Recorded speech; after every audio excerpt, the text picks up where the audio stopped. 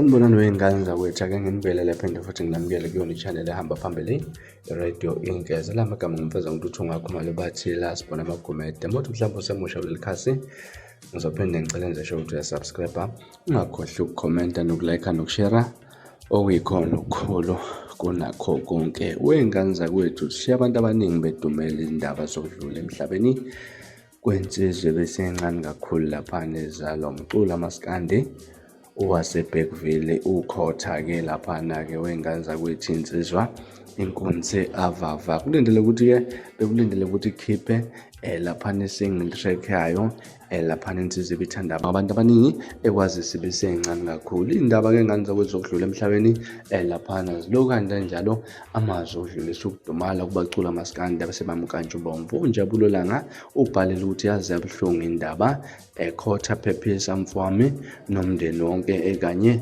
nemndeni abafethu abasishiyile. uKhuzani Dlamlenze King Mpungose uthi kwazi kabuhlungu ukuze izindaba zokudlula emhlabeni kwezizwe ezisencane ebezisebenza nokhotha ngelinye lamaciko amaskandi ukubandakanya nalensizwe beneminyaka emihlanu besizakhela igama ey'nkundleni zokuxhumana ngokuzibiza ngenkunzi emavava. Lokhu kushiya isililo esinzima enhliziyweni zethu. uNkulunkulu kuphela wazi izinhlelo zokuphila komuntu, kodwa noma kunjalo kuyasiza ubuhlungu kwamukela intando yakhe uma ukwenzeka. Sithi dudu emndenini wonke, izihlobo nabangani kanye nabo bonke abathintekayo. Nakuba kunzima kodwa-ke sizawukhulekela umusa kaNkulunkulu ukuze niphe amandla okuqina phakathi kwalesi simo esinzima laphana. Ngane zakwethu baningi kakhulu umdumazi igeza lendalo uthi hawu bakithi, kodwa ukufa sikwenzeni uma usuthatha nabantwana bethu? Kwazi kwabuhlungu dude emndenini bakithi.